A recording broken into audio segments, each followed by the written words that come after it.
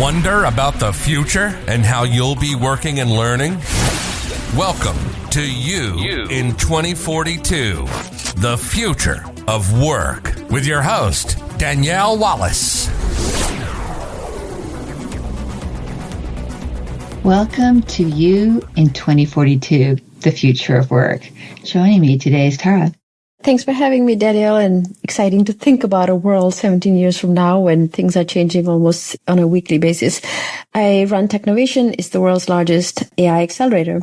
That is so awesome and so needed, especially when we look back 17 years. There's been so much change. And then I can imagine with your thoughts and insights looking ahead to the next 17 years, to 2042, there's a lot that's going to happen. What do you imagine are the most important aspects of this future working world? You know, I don't want to say that I can imagine what it will be like in 17 years, because looking back at the past 17 years, the pace of change was a normal pace of change. I think I remember we were the first mobile app education organization. We launched our curriculum 2 years after the iPhone came out in 2009. We were one of the first organizations to put our curriculum online, and massive open online courses, MOOCs, were a new thing. We put our curriculum out in 2013. Google had it, I think, in late 2012. So we've always tried to sort of stay ahead and look ahead and try to shoot for where it will be. And usually it would take me about 4 to 5 years to kind of study a field and to kind of understand the core pieces of it and where we would position ourselves. So we started doing AI education back in 2016. So we're coming to this conversation with about 9 years of experience under our belt, but I don't think we'll have that same kind of lead time.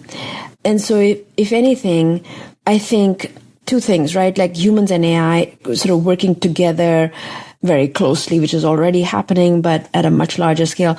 One of my favorite stories is our close partner at UNICEF. He was saying his pastor in Kenya uses ChatGPT to create the Sunday sermon. So you know, like, okay, now that's our version of God. Wow. I would not have anticipated that, right?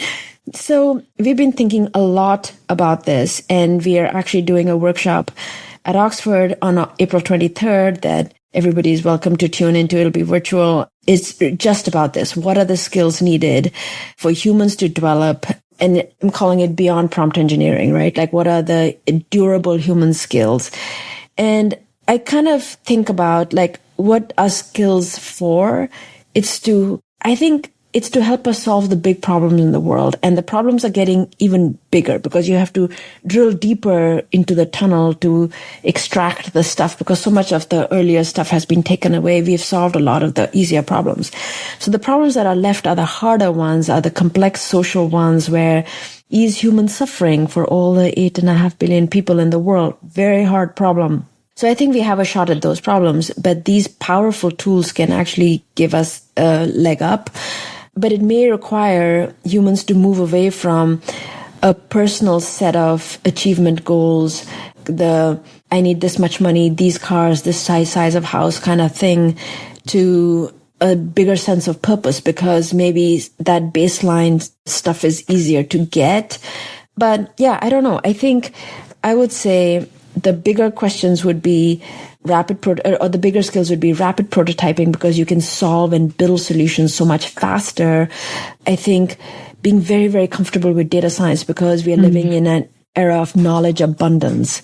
So the skills of data synthesis, analysis, and then using that to actually build and deploy real solutions. So everybody has the option to be a CEO, but with that comes sort of all the tremendous sort of leadership skills and the ability to navigate uncertainty, to make high-risk decisions with very little information. So those kinds of jobs are going to be more accessible to us, because as individuals, we can do so much more with these powerful tools. That makes sense. So with that future look forward and thinking about rapid prototyping and data synthesis, there's lots that still can be done and lots of skills that still need to be developed. You've dedicated a lot of your career, Tara, to equipping young people, especially girls and women, with the tech and entrepreneurial skills. So if we look forward to, again, 2042 or the future in general, how do you envision this next generation then tapping into those skills you speak to or shaping that future world?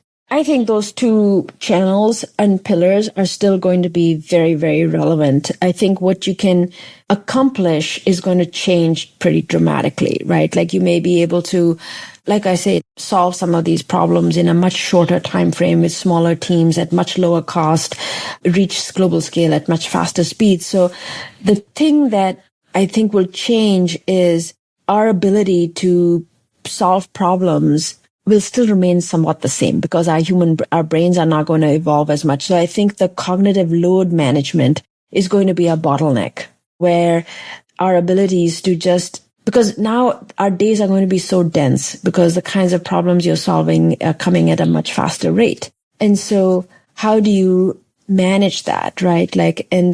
So I have one of the top skills on the skill pyramid is cognitive load management and resilience. Human resilience, right? So how do you teach that? How do you teach coping with these kinds of micro, macro stressors on a daily basis as a leader? And I think that has to become part of our education system because you're overloading the brain so much. That's interesting because that really speaks to some of the critical skills that are needed in the future.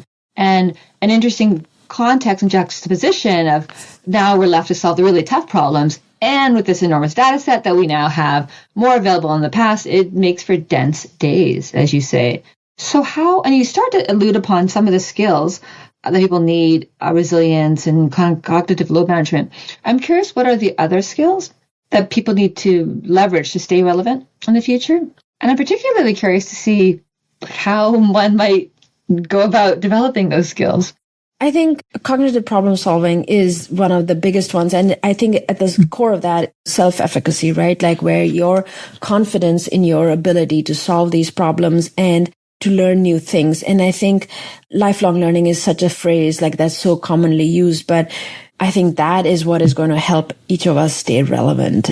But for anyone to step out of their comfort zone and to adopt a new skill requires a lot of courage, right? Because you have to become a learner again. You have to be in this very uncomfortable state where you don't know what you're doing. And you have to have enough confidence in yourself that you will be able to find the supports you need, the mentorship you need to go through when it is not that uncomfortable anymore. And when you actually begin to make sense of everything. And so I think at the core of it, courage is key. And the way you build that courage is by actually doing that on a daily basis, very, very intentionally, where you're teaching yourself technical skills. And I specify technical because I think the pace of technological progress is what is going to continually evolve. And so it's not always possible to transfer one domain expertise to another.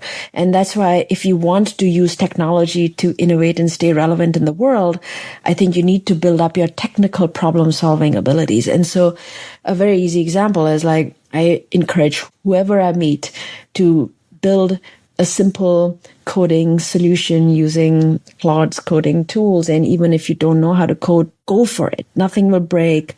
Pick up a simple problem. And I have a post about it, like how do you pick a problem that's actually a good problem to give for solving with sort of, if you don't know coding, it needs to be not a very complex thing. It's probably something that only applies to you so that you don't have to deal with complex data sets and backend infrastructure and things like that. Easy to sort of see progress on and stuff like that. But then that's how you teach yourself, right? And it's so surprising to me. These tools are available so easily. Many people, firstly, haven't interacted with Gen AI tools. Secondly, a very small subset only uses it to code. And that's an example where you want to start pushing, going out of your comfort zone. And that has to become a norm. And I think schools have to teach that. Yes, that's so true. And even picking up what you're saying about the intentionality of practice, intentionality of being uncomfortable to learn new skills, I think those actually will really help people stay relevant for this future world. Yeah. So, because of our world, right? we have sort of a work-life balance, and that's how we sort of see things. And I actually don't even like that kind of divide, because you're just one human being, right? And if your work is, if you're trying to solve big problems, all of your life has to really support that and has to sort of mesh very, very deeply. And, in your typical sort of life part of it, our roles are quite passive consumption. Sort of, you watch your social media stream that's being fed to you, right? You watch your news or your Netflix or whatever, right? So a lot of you sitting and consuming stuff passively, that is not going to build your comfort level to step out of your comfort, and to become a lifelong learner. So those are some little shifts in your day where even reading is so sort of taken as being this very, very important thing you're supposed to do. It's passive, right? Mm-hmm. It's less passive than watching TikTok, but it's still passive. And so those are examples of things where you want to be very intentional of swap out one little thing, one little chunk of your time, and learn something technical, build something technical. And that's going to be awesome. I think that's a great springboard for future skills. I love it. Love it. Tara, where can people learn more about you? Technovation.org. That's my organization's website. We are always looking for volunteers. We are looking for judges soon to review the girls' submissions. And that's an awesome way for people to see innovation from around the world and to give people feedback, and these young people feedback. And then on my LinkedIn, I do try to share resources and tips on how people can solve big technical problems. Ooh, I definitely encourage our listeners to check that out, to get involved, to help, and really support this fabulous, worthy endeavor.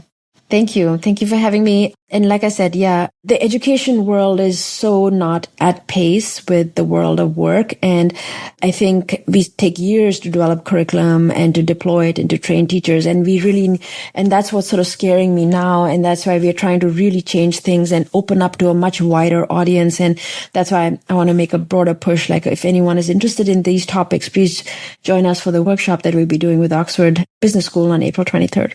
I love it. Oh, thank you so much for the great insights. And I look forward to supporting your movement and to having future conversations. Thank you so much. Wonderful. Thank you so much for having me, Danielle. Thank you for being a part of the future. Subscribe now to stay current.